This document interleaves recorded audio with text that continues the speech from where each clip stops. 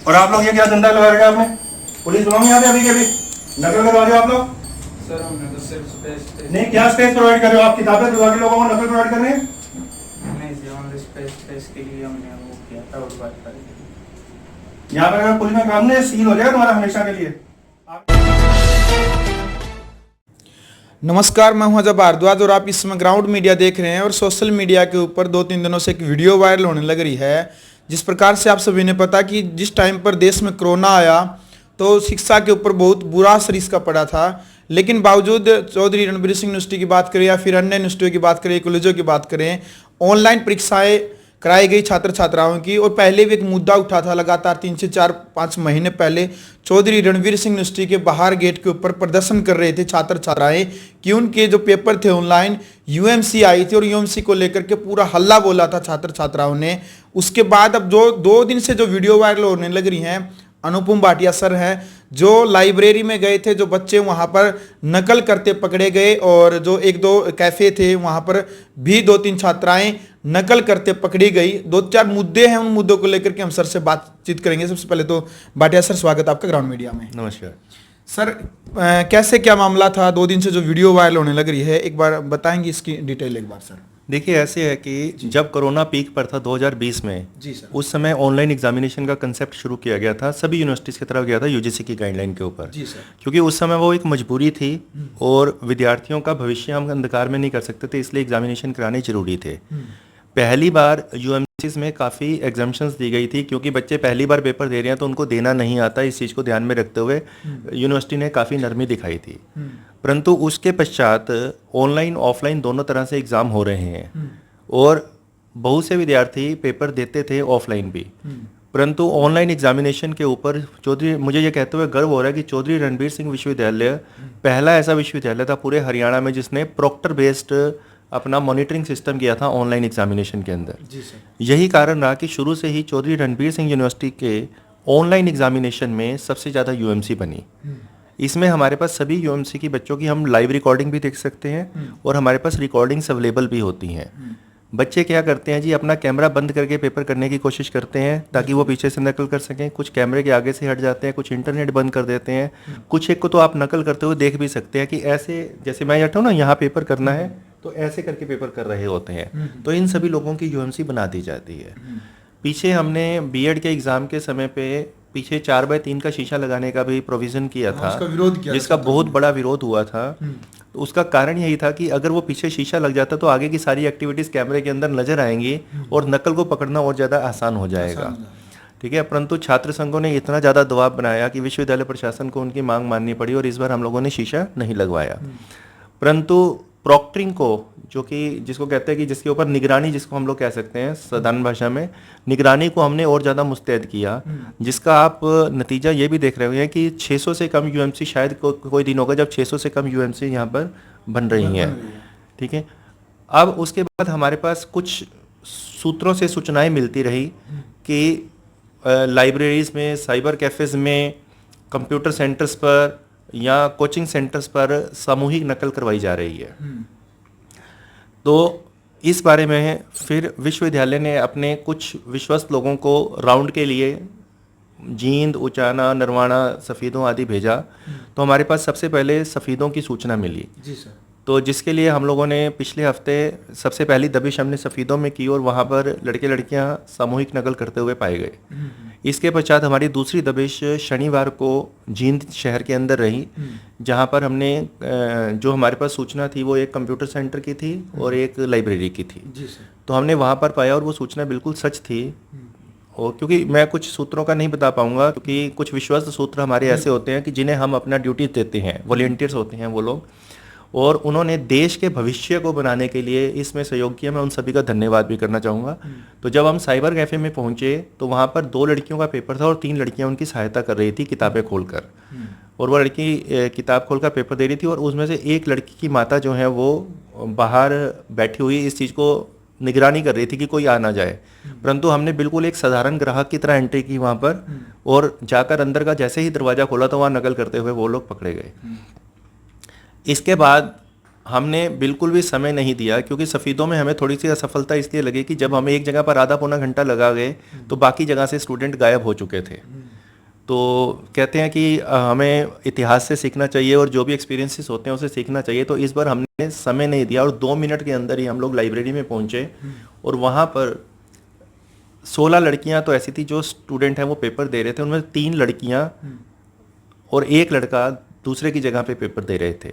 तो 4 लोग हैं, जिसमें से लड़का जो था वो नेकीराम कॉलेज रोहतक का स्टूडेंट है। तो पहले तो उसने डिनाई किया, पर हम लोगों ने इस पूरे प्रोग्राम की वीडियोग्राफी कराई थी, क्योंकि ऐसे होते हैं जब लड़कियां होती हैं तो हम लोगों को बहुत ज़्यादा संभल के चलना पड़ता है, क्योंकि कोई झूठा आरोप भी लगा सकते हैं जब किसी के ऊपर कार्रवाई होती है।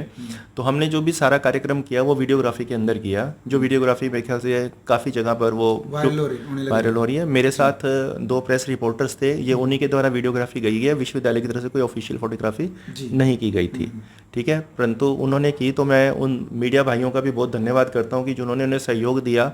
और देश देखिए, नकल से जब जो लोग पेपर देकर आगे बढ़ते हैं वो बाद में वही लोग चीखते हैं कि हमारी नौकरी नहीं लग रही, तो वो सरकार और देश दोनों के ऊपर बोझा होते हैं और समाज के ऊपर भी बोझ होते हैं। तो इंस्टेड कि हम लोग ये कहें कि हमने ग्रेजुएशन कर ली या पीजी कर ली, एमए कर ली, एमसीए कर ली या कोई कोर्स कर लिया, तो जितना आपका कैलिबर है मैं तो कहूँगा आप उतनी शिक्षा ग्रहण कीजिए और उसके बाद आप किसी रोजगार में लग जाइए।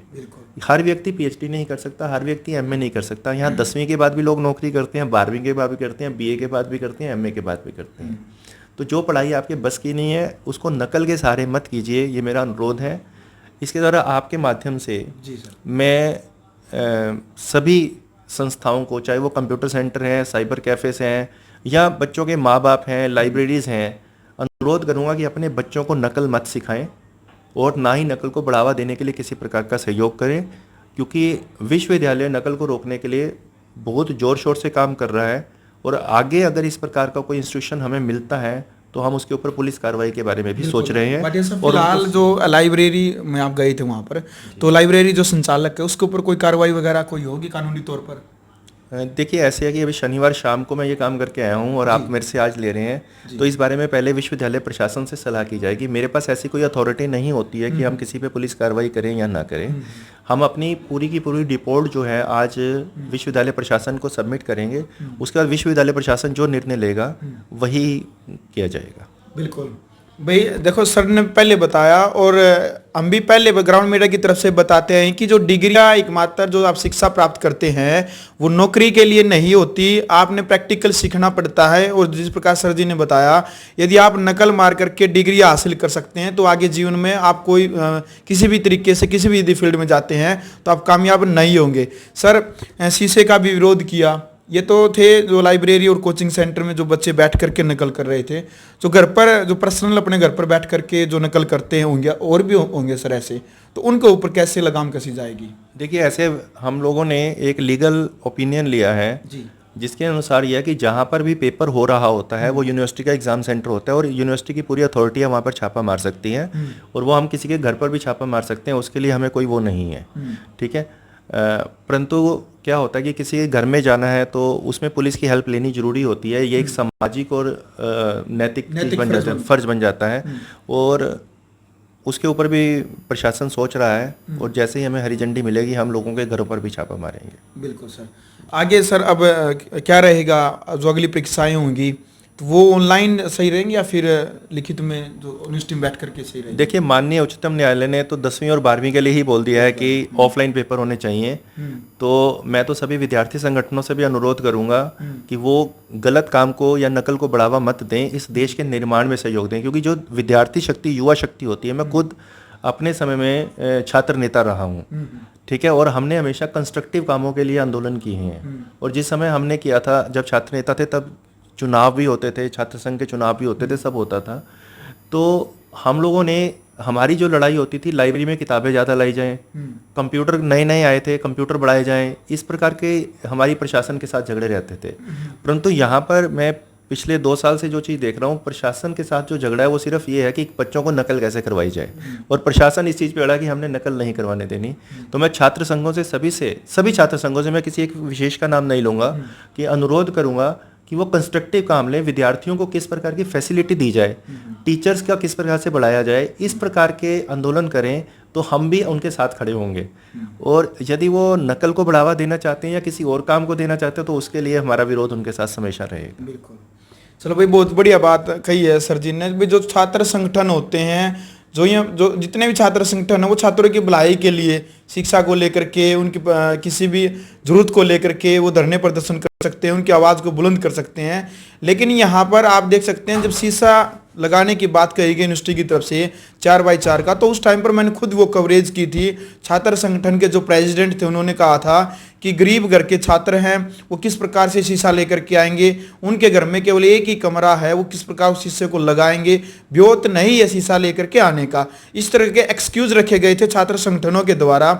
अब भाटिया साहब भी बता रहे हैं कि छात्र संगठनों का केवल उद्देश्य है शिक्षा को बढ़ावा देना, देश की प्रगति को लेकर के सोच विचार करना, और उस जो स्टूडेंट है, जो छात्र है, उनकी इस प्रकार से सहायता करना, न कि उनको अंधकार में की तरफ लेकर के जाना। चलिए सर, बहुत बहुत धन्यवाद ग्राउंड मीडिया से बात करने के लिए।